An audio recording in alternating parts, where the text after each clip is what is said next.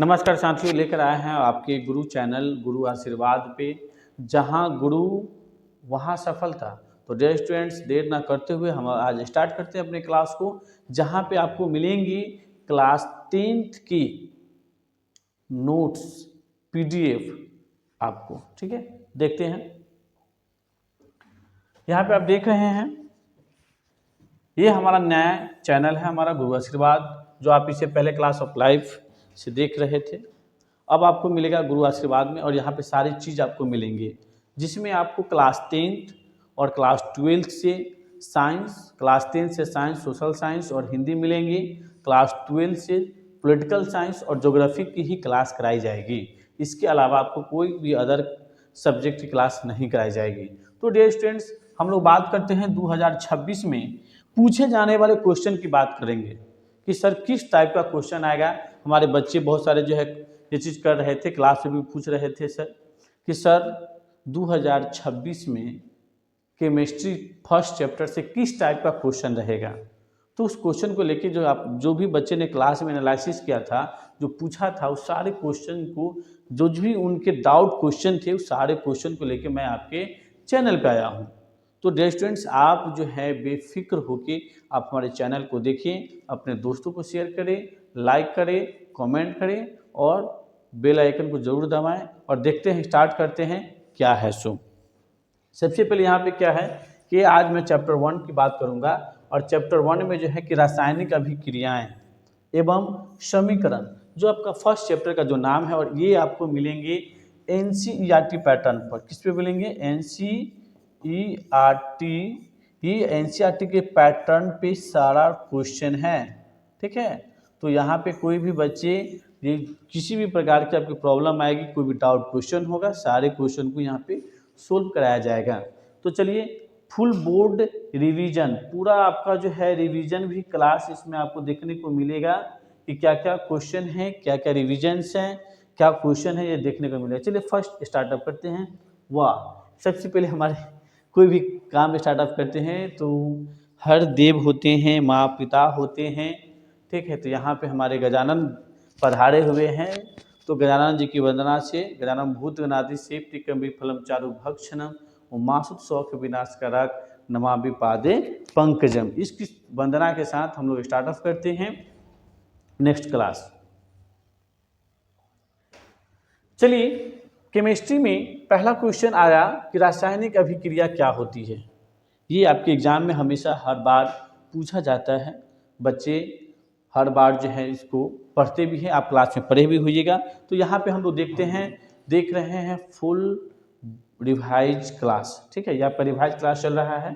ठीक है, किसी भी बच्चे को अगर पीडीएफ चाहिए तो आप यहाँ देख रहे हैं पीडीएफ है, हमारे टेलीग्राम से जुड़ सकते हैं। ठीक है, या हमारे इंस्टाग्राम हो गया, ठीक है, फेसबुक है, यूट्यूब है, ये सारे जगह से आप लोग जुड़ के जो है इस तरीके से आप हमारा पीडीएफ ले सकते हैं। या विशेष जानकारी के लिए आप हमारे दिए हुए कॉन्टैक्ट नंबर पे जो है 8709681853 पे कॉल करके आप हमसे नोट्स पीडीएफ ले सकते हैं। चलिए बात करते हैं कि रासायनिक अभिक्रिया क्या होती है। तो देखिए, होता क्या है कि जब दो पदार्थ, ठीक है, होता क्या है, जब दो पदार्थ जो होते हैं, जब कोई पदार्थ दूसरे पदार्थ में बदल जाता है और उसकी रासायनिक संरचना जब बदल जाती है, तो इस प्रक्रिया को क्या कहते हैं? रासायनिक समीकरण कहते हैं। फिर से डेस्टन जान लेंगे कि जब कोई पदार्थ दूसरी पदार्थ में क्या करता है? बदल जाता है। क्या करता है? बदल जाता है। तो जो बदलती है, तो इस प्रक्रिया को हम लोग रासायनिक अभिक्रिया यानी रासायनिक अभिक्रिया कहते हैं। एग्जाम्पल में आप देख सकते हैं क्या क्या एग्जाम्पल में, जैसे यहाँ पे है मैग्नीशियम रिबन को, जब मैग्नीशियम रिबन को जलाया जाता है तो मैग्नीशियम ऑक्साइड में बदल जाता है। किस में बन जाता है? मैग्नीशियम ऑक्साइड में बन जाता है। ठीक है, तो इसी प्रकार से आपका रासायनिक अभिक्रिया का डिफिनीशन परिभाषा है। फिर से पढ़ेंगे कि जब कोई पदार्थ दूसरे पदार्थ में बदल जाता है तो बदलने की जो प्रक्रिया होती है उसी को रासायनिक समीकरण कहते हैं। ठीक है, चलिए नेक्स्ट क्वेश्चन। जो भी हम आपको पढ़ा रहे हैं सभी का आपको मिल जाएगा, वीडियो भी मिल जाएगा। दूसरा क्वेश्चन कर रहा है बाबू कि मैग्नीशियम रिबन को जलाने से मैग्नीशियम रिबन को जलाने से पहले क्यों साफ किया जाता है? तो देखते हैं क्यों साफ किया जाता है। देखिए, तो कह रहा है कि मैग्नीशियम जो है रिबन की सतह पर जो होता है मैग्नीशियम ऑक्साइड, कौन सा ऑक्साइड? यानी मैग्नीशियम ऑक्साइड, यानी मैग्नीशियम ऑक्साइड की जो होती है परत जम जाती है। फिर से देखेंगे कि मैग्नीशियम रिबन को जलाने से पहले उसे साफ क्यों किया जाता है। तो एकदम आसान में याद कर सकते हैं कि मैग्नीशियम रिबन की सतह पे जो है मैग्नीशियम ऑक्साइड की परत क्या करती है, जम जाती है। तो क्या करती है, जलने में बाधा डालती है, इसीलिए उसे रगड़ के क्या कर दिया जाता है, साफ कर दिया जाता है। चलिए, किसी भी बच्चे को अगर कोई डाउट होगा, कोई क्वेश्चन पूछना होगा तो आप हमें कमेंट कर सकते हैं। किसी को स्क्रीनशॉट लेना है ले लीजिए बाबू। चलिए ठीक है, नेक्स्ट क्वेश्चन। नेक्स्ट क्वेश्चन है कि रासायनिक समीकरण क्या है। नेक्स्ट क्वेश्चन है रासायनिक समीकरण। वहां हम लोग देखे थे अभिक्रिया, यहाँ हम लोग देख रहे हैं समीकरण। तो देखिए, किसी भी रासायनिक अभिक्रिया को तत्वों और यौगिकों के साथ, ठीक है, यानी तत्वों को और यौगिकों के सूत्रों द्वारा या संक्षेप में लिखा जाता है, उसी को रासायनिक समीकरण कहा जाता है। देखिए, रासायनिक समीकरण तीन प्रकार से, सब समीकरण, सांकेतिक समीकरण, ठीक है, और यहाँ लिखित, ठीक है, तीनों चीज होता है। तो यहाँ पे वही चीज बता रहे हैं, यानी यहाँ MgO2 क्या बनाता है, MgO यानी मैग्नीशियम प्लस ऑक्सीजन बना हुआ है, मैग्नीशियम ऑक्साइड यहाँ पे बनता है। ठीक है, नेक्स्ट क्वेश्चन। देखिए, संतुलित समीकरण। देखिए, किसी भी जब हम केमिस्ट्री पढ़ते हैं तो उसमें हम लोग को क्वेश्चन मिलता है, डाउट मिलता है कि समीकरण भी दिया जाता है कि रासायनिक समीकरण को संतुलित क्यों करना चाहिए या क्या है। तो उसी को पूछ रहा है कि संतुलित रासायनिक समीकरण क्या होता है। तो इसमें देखिए, दो चीज होते हैं, एक तरफ आपको अभिकारक होते हैं, दूसरी तरफ प्रतिफल होते हैं, उत्पाद होते हैं, जिसको हम प्रोडक्ट करते हैं। तो जब समीकरण के दोनों ओर अभिकारक और उत्पाद के परमाणुओं की संख्या समान होती है तो उसी को संतुलित समीकरण कहते हैं। जैसे यहाँ पे देख लीजिए, यहाँ पे C+ अगर O2 करते हैं तो यहाँ बना CO2। अब डियर स्टूडेंट्स, यहाँ पे जानने की बात है कि सर इस वाले को कौन सा कहेंगे और इस वाले को क्या कहेंगे। तो डियर स्टूडेंट्स, आप जान लीजिए कि इस साइड जो है इसको हम लोग कहते हैं अभिकारक। क्या कहते हैं बाबू, इसको हम लोग कहते हैं अभिकारक। और ये क्या हुआ कि कार्बन, देखिए यहाँ पे देखिए, कार्बन प्लस ऑक्सीजन जब दोनों मिलता है तो बना क्या, तो कार्बन डाइऑक्साइड, जिसको हम लोग कहते हैं उत्पाद। क्या कहते हैं बाबू, इसको हम लोग उत्पाद कहते हैं। समझ में आ गया। तो जब दोनों तरफ बैलेंस, देखिए इधर भी कार्बन 1, इधर भी कार्बन 1, इधर भी ऑक्सीजन 2, इधर भी ऑक्सीजन 2, तो ये हमारा संतुलित है। That is clear. ये हमारा क्या हो गया, संतुलित समीकरण हो गया। तो आप लोग ले लीजिए, स्क्रीनशॉट ले लीजिए। चलिए, अब हम लोग नेक्स्ट क्वेश्चन देख रहे हैं। सवाल क्या है कि रासायनिक अभिक्रिया के प्रकार। इससे पहले हम लोग देखें कि रासायनिक समीकरण क्या है, रासायनिक अभिक्रिया क्या है। यहाँ हम लोग देख सकते हैं कि क्या क्या हम लोग पढ़े हैं, इसके बारे में देख सकते हैं।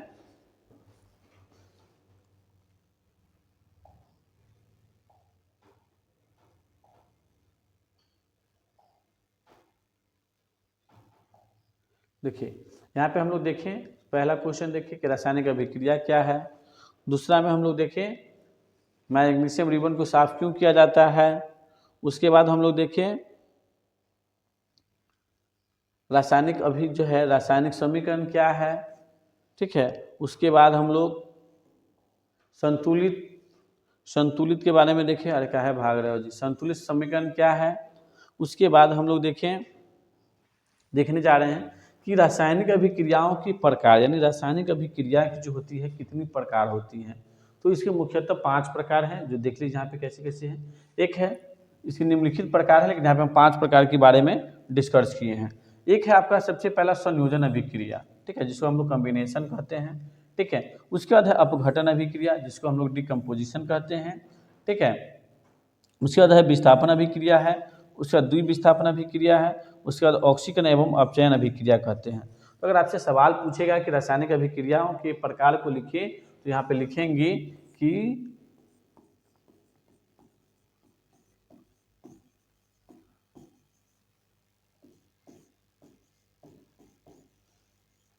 रासायनिक अभिक्रिया के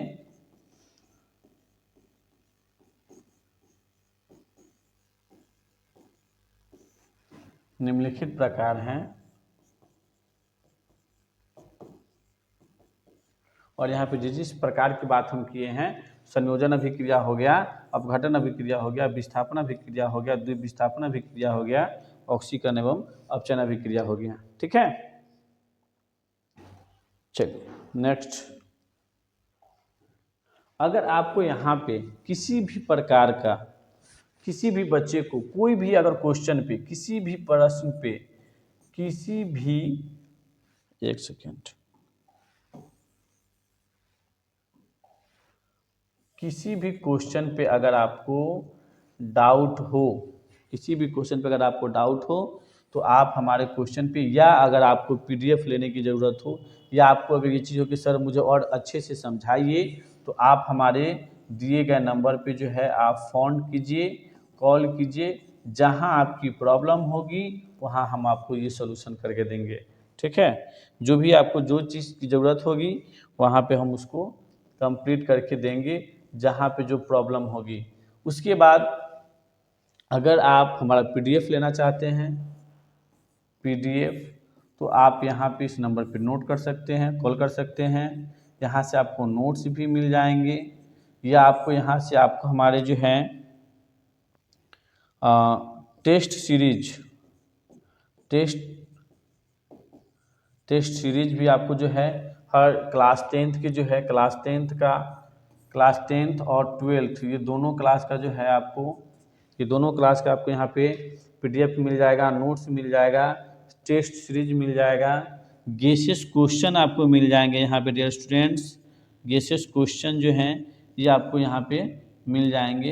तो जिन्हें भी आप हमारा जो वीडियो देख रहे हैं, हमारा अभिभावक देख रहे हैं, हमारे बच्चे देख रहे हैं, या कोई अगर शिक्षक भी अगर देख रहे हैं, अगर किन्हीं भी लोगों को ज़रूरत हो तो आप हमारे दिए गए नंबर पर कॉल करें और आपको वहाँ पे सारी चीज़ मिल जाएगा। चलिए अब आगे नेक्स्ट क्वेश्चन को देखते हैं। चलिए, क्वेश्चन मैंने वहाँ पे आपको पढ़ाया था बच्चों कि आपको कि रासायनिक अभिक्रिया जो होते हैं कितनी प्रकार होते हैं। तो रासायनिक अभिक्रिया के निम्नलिखित प्रकार होते हैं, जिसमें से पहला हम आपको पढ़ाने जा रहे हैं संयोजन अभिक्रिया।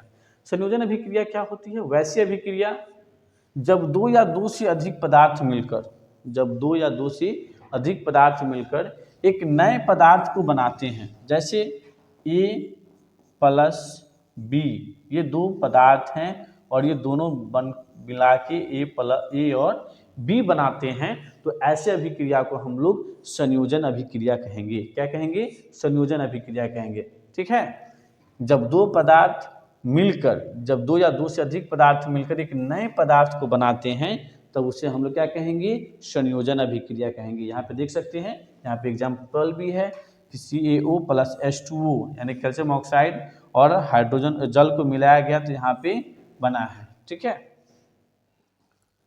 चलिए नेक्स्ट क्वेश्चन। नेक्स्ट क्वेश्चन है अपघटन अभिक्रिया। मैंने आपको पांचों के बारे में अभी पढ़ा रहा हूँ, जो कि आपके एग्जाम के लिए बहुत ही ज़्यादा मस्ट और VVI है। आप डियर स्टूडेंट्स मन लगा के, दिल लगा के पढ़िए, मैं और अच्छे से मैं पढ़ा रहा हूँ, बताऊंगा भी। देखिए, अपघटन अभिक्रिया क्या होती है? जब कोई यौगिक टूटकर, जब कोई यौगिक, ठीक है, क्या होता है? जब कोई यौगिक टूटकर दो या दो से अधिक पदार्थों में बदल जाता है तो उसे अपघटन अभिक्रिया कहते हैं। जैसे यहाँ पे आप देख सकते हैं कि यहाँ पे Pb, ठीक है, और यहाँ पे NO3, तो यहाँ पे PbO यानी यहाँ NO जो है यहाँ पे 3 था और यहाँ पे ज़्यादा हो गया है, यानी उसी समीकरण में क्या हो गया? उसका ज़्यादा, उसकी जो है टूटकर अधिक पदार्थ में बदल गई है, दो से अधिक पदार्थ में बदल गई है, तो उसी को हम लोग अपघटन अभिक्रिया कहते हैं। कि जब कोई यौगिक टूटकर दो या दो से अधिक पदार्थों में मिल जाएगा, बदल जाएगा, तो उसी को अपघटन अभिक्रिया कहते हैं। चलिए, तो डियर स्टूडेंट्स आप इसको लेते रहें, ठीक है, इसको लिख भी लें, स्क्रीनशॉट भी ले लें। दूसरी चीज है आपका थर्ड क्वेश्चन आया कि विस्थापन अभिक्रिया। देखिए, विस्थापन अभिक्रिया क्या होती है कि जब कोई अधिक क्रियाशील धातु किसी कम क्रियाशील धातु को उसके यौगिक से हटा देती है। क्या करती है? उसके यौगिक से हटा देती है, तो उसे विस्थापन अभिक्रिया कहते हैं। इसको याद करने के लिए हम आसान भाषा में जान लीजिए, कह रहा है कि जब कोई अधिक क्रियाशील धातु किसी कम क्रियाशील धातु को उसके यौगिक से हटा देती है तो इसे विस्थापन अभिक्रिया कहते हैं। कौन सी अभिक्रिया कहते हैं? विस्थापन अभिक्रिया कहते हैं। जैसे आप यहाँ पे देख भी सकते हैं, यहाँ भी देखिए और यहाँ पे देखिए। अगर अब इसकी हम बात करें तो कोई अगर मम्मी पापा अगर किसी के साथ हैं तो आप देखिएगा कि कुछ दिन के बाद क्या होता है, वो एक साथ नहीं रहते हैं। बड़का छोटका में चल जाएंगे और छोटका जो है बड़का में चले जाते हैं। तो ऐसा होता है कि नहीं होता है? तो वही चीज़ मेरा यहाँ पे कहना है, ठीक है, कि यहाँ B+A अगर जब कोई अधिक क्रियाशील धातु किसी कम क्रियाशील धातु को उसके यौगिक से हटा देती है, जब मम्मी पापा की जब एक साथ हैं और एक साथ से जब अलग कर दिया जाता है तो बंटवारा हो जाता है कि एक जो है मम्मी में रहेंगे और एक पापा में रहेंगे। अगर दोनों की जो अभिक्रिया होगी, समझने के लिए बता रहे हैं, तो इसी अभिक्रिया को विस्थापन अभिक्रिया कहेंगे। ठीक है, दैट इज क्लियर। तो बच्चे इसको नोट्स जो है नोट कर लीजिए। नेक्स्ट क्वेश्चन, द्विविस्थापन अभिक्रिया क्या होती है? देखिए, द्विविस्थापन जब दो यौगिक आपस में आयनों का आदान प्रदान करते हैं और दो नए यौगिक बनते हैं तो उसे क्या कहते हैं? द्विविस्थापन अभिक्रिया कहते हैं। जैसे यहाँ पे आप लोग देखिए होइएगा कि लड़का और लड़की, अगर किसी भी लड़का और लड़की, ठीक है, लड़का और लड़की का जब उसका क्या होता है, विवाह होता है तो एक नया घर बनता है। ठीक है, समझने के लिए जान लीजिए कि जब दो यौगिक आपस में आयनों का आदान प्रदान करते हैं और दो नए यौगिक बनते हैं तो उसे द्विविस्थापन अभिक्रिया कहते हैं। तो डियर स्टूडेंट्स को समझ लीजिए कि अगर एक तरफ लड़का वाला है दूसरी तरफ लड़की वाला है, जब दोनों में क्या होता है, संबंध होता है, यानी जब संबंध बनता है, शादी विवाह होती है तो एक नया घर बन जाता है, उसी को हम लोग क्या कहते हैं, द्विविस्थापन अभिक्रिया कहेंगे। ये एग्जाम्पल है समझाने के लिए कि जब दो यौगिक आपस में आयनों का यानी लेन देन का बंटवारा करते हैं, आदान प्रदान करते हैं, तो दो नए यौगिक बनते हैं। यानी जब दो आदमी, दो अगर अगुआ है, दोनों तरफ से लेन देन करवा दिया तो क्या होता है, एक लड़का लड़की का मिलन हुआ तो एक नया परिवार बनता है, उसी को द्विविस्थापन कहते हैं। तो वही चीज यहाँ पे है। ठीक है, फिर एकदम एग्जाम्पल में देख लिए। नेक्स्ट क्वेश्चन, ऊष्माक्षेपी अभिक्रिया क्या होती है? तो जिन अभिक्रिया में ऊष्मा निकलती है, यानी जिस अभिक्रिया में ऊष्मा निकलेगी, ऊष्मा मतलब, ठीक है, जिस अभिक्रिया में ऊष्मा निकलेगी यानी गर्म ऊर्जा निकलेगी, उसी को ऊष्माक्षेपी अभिक्रिया कहते हैं। जैसे यहाँ पे आप देख सकते हैं रासायनिक समीकरण में। ठीक है, नेक्स्ट क्वेश्चन, ऊष्मा शोषी। यहाँ देखिए इस अभिक्रिया में होता है ऊष्मा को शोषित करता है, यानी हम लोग ऊष्मा को क्या करते हैं, अवशोषित लेते हैं। तो क्या होता है यहाँ पे, इसको क्या कहते हैं, ऊष्मा शोषी कहते हैं। ठीक है, यानी फिर से बता रहे हैं यहाँ पे, इसमें अभिक्रिया ऊष्मा जो है, यह अभिक्रिया क्या कर रही है, ऊष्मा निकलती है। जहाँ जिस अभिक्रिया में ऊष्मा निकलती है, जिस अभिक्रिया में ऊष्मा को निकलती है उसे ऊष्माक्षेपी कहते हैं। और जहाँ पे क्या होगा, जहाँ अवशोषित होगा, जिस अभिक्रिया में ऊष्मा अवशोषित होगा उसे हम लोग ऊष्मा शोषी कहते हैं। That is clear. चलिए नेक्स्ट में, ऑक्सीकरण एवं अपचयन में अंतर बताइए। देखिए, ऑक्सीकरण क्या होता है और अपचयन क्या होता है। देखिए, तो जब किसी पदार्थ में, स्टूडेंट्स अच्छे से एकदम बारीकी से समझिए कि जब किसी पदार्थ में ऑक्सीजन की मात्रा बढ़ती है या हाइड्रोजन घटती है तो क्या होता है, ऑक्सीकरण हो जाएगा। लेकिन यहाँ पे क्या हो जाएगा, जस्ट उसका अपोजिट हो जाएगा। यहाँ अगर ऑक्सीजन घटेगा तो यहाँ हाइड्रोजन बढ़ेगा। तो जिसमें हाइड्रोजन घटेगा, ठीक है, हाइड्रोजन घटेगा और ऑक्सीजन की मात्रा बढ़ेगी, उसको ऑक्सीकरण कहेंगे। जहाँ पे ऑक्सीजन की मात्रा घटेगी और हाइड्रोजन बढ़ेगा उसको हम लोग अपचयन कहेंगे। याद करने का तरीका जान लीजिए, जिस जगह ऑक्सीजन की मात्रा बढ़ेगी यानी ऑक्सीजन यहाँ पे बढ़ा और हाइड्रोजन घटा, यानी हाइड्रोजन की अगर घटने के काम हो जाएगा तो इसको हम लोग ऑक्सीकरण कहेंगे। और जहाँ पे ऑक्सीजन घटेगा, ऑक्सीजन क्या करेगा, घटना स्टार्ट हो जाएगा और हाइड्रोजन जो है यहाँ पे बढ़ना स्टार्ट हो जाएगा तो इसको हम लोग अपचयन कहेंगे। That is clear. डायग्राम को देख लीजिए फिर से, जहाँ नहीं समझ में आएगा फिर से आप हमको बताइएगा। यहाँ भी आप देख सकते हैं, यहाँ मैग्नीशियम 2 मैग्नीशियम है और यहाँ पे ऑक्सीजन क्या है, 2 ऑक्सीजन है। यहाँ पे वही चीज़ हुआ कि यहाँ पे हाइड्रोजन की कहीं से चर्चा नहीं की गई है, यहाँ पे हाइड्रोजन घट रहा है, यहाँ ऑक्सीजन बढ़ रहा है। तो यहाँ ऑक्सीजन बढ़ने की क्रिया को हम लोग क्या कहे हैं, ऑक्सीकरण कहे हैं, ठीक है। और यहाँ पे जो है हाइड्रोजन बढ़ रहा है और ऑक्सीजन घट रहा है, यानी यहाँ पे देख सकते हैं यहाँ हाइड्रोजन 1 है लेकिन ऑक्सीजन 1 है और हाइड्रोजन 2 है, तो हाइड्रोजन की संख्या ज़्यादा इसीलिए यहाँ पे अपचयन हो गया और ऑक्सीजन की संख्या कम इसीलिए ये अपचयन है। That is clear. चलिए नेक्स्ट क्वेश्चन देखते हैं हम लोग। संक्षारण क्या होता है? देखिए संक्षारण यानी किसी भी चीज को नमी के संपर्क में खराब हो जाता है उसको संक्षारण, नमी से दूर रखने की जो प्रक्रिया होती है उसी को संक्षारण कहते हैं। जैसे देखिए जब कोई धातु में वायु की उपस्थिति ऑक्सीजन और नमी के संपर्क में आकर खराब हो जाती है तो इस प्रक्रिया को संक्षारण कहते हैं।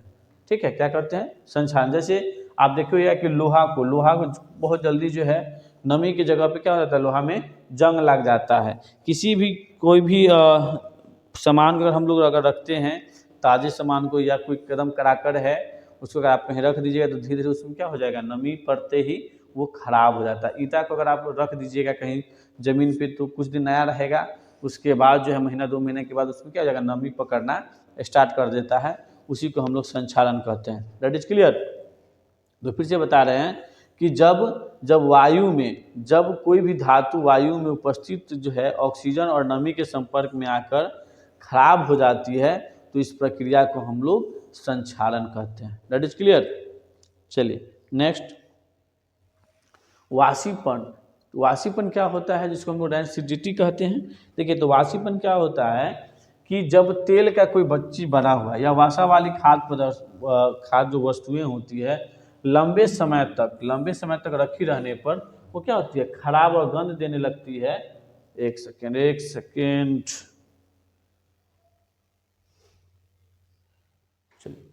जब तेल जो है या वसा वाली कोई भी खाद्य वस्तुएं जो होती है जब लंबे समय तक और उसको आप रखिएगा, लंबे समय तक रखने पर क्या होती है, खराब हो जाती है, गंध देने लगती है, उसी को वाष्पीपन कहते हैं। जैसे रोटी को अगर आप ज़्यादा दिन रख लीजिएगा, ठीक है, तो आपको बदबू देना लगेगा।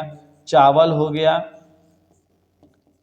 पनीर हो गया, तो जो तेल वाला चीज़ है सब, क्योंकि इसमें क्या है, तेल मिला हुआ रहता है, तो जो भी तेल मिला हुआ है, जो भी चीज़ रहता है इसमें मिला हुआ है, ठीक है। चावल को ज़्यादा दिन रखिएगा तो ये वसा है, खाद्य पदार्थ वाली है, ये सब क्या होता है, बदबू देने लगता है, सड़ने लगता है ज़्यादा दिन तक, तो इसी को हम लोग वाष्पीपन कहते हैं। That is clear. तो लोहे पर जंग लगने के बचाव के लिए क्या क्या करना पड़ता है, तो पहला है पेंट करना पड़ता है, दूसरा जो है तेल या ग्रीस का प्रयोग करेंगे, और तीसरा जो है, चौथा जो है आपका गैल्वेनाइजेशन का काम करेंगे। ठीक है, किसका काम करेंगे, 3 चीज़। अब देखिए जब जिंक पर जब हाइड्रोक्लोरिक जब डालेंगे, तो जब जिंक पर जब हाइड्रोक्लोरिक हम डालेंगे तो क्या होगा, तो जान लीजिए कि जब जिंक पर हाइड्रोक्लोरिक हम से अभिक्रिया कराएंगे तो जेड यानी जो है जिंक क्लोराइड बनेगा। क्या बनेगा, जिंक क्लोराइड और हाइड्रोजन गैस बनेगा, यानी हाइड्रोजन गैस बनेगा। तो ये आपका यहाँ से देख लीजिए जिंक क्लोराइड। सवाल पूछा कि जब जिंक क्लोराइड पर जो है, जब जिंक पर जो है क्लोराइड के जो हाइड्रोक्लोरिक हम डालेंगे तब क्या होगा, तो जिंक क्लोराइड और कार्बन डाइऑक्साइड जो है हाइड्रोजन बनेगा। नेक्स्ट क्वेश्चन है कि संतुलित समीकरण लिखना क्यों आवश्यक है। देखिए तो संतुलित समीकरण लिखना इसलिए आवश्यक है क्योंकि उसे द्रव्यमान का जो नियम होता है उसको पूरा करते हैं और उनकी परमाणु संख्या को भी पूरा किया जाता है। यहाँ पे देख सकते हैं कि जो है रासायनिक अभिक्रिया में द्रव्यमान संरक्षण का नियम जो होता है उसको पूरा करें और दोनों ओर परमाणु की संख्या को समान बनी रहे, इसलिए हम लोग जो है रासायनिक समीकरण को संतुलित करते हैं। वो कौन सी अभिक्रिया है जो ऊष्माक्षेपी अभिक्रिया होती है, तो जान लीजिए जिसमें ऊष्मा निकलती है, जिस अभिक्रिया में ऊष्मा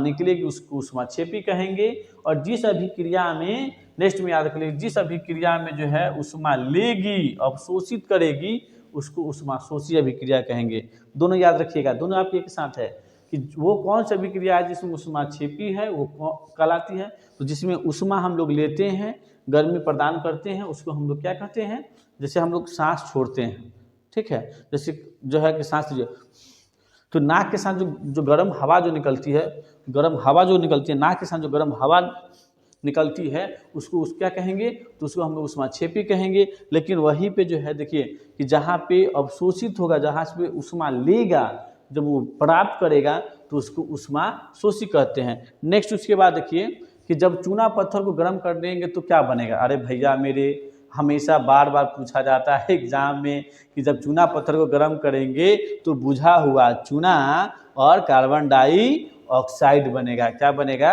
कार्बन डाइऑक्साइड बनेगा। और बुझे हुए चूना को हम लोग कैल्शियम क्या कहते हैं, कैल्शियम कार्बोनेट कहते हैं। That is clear.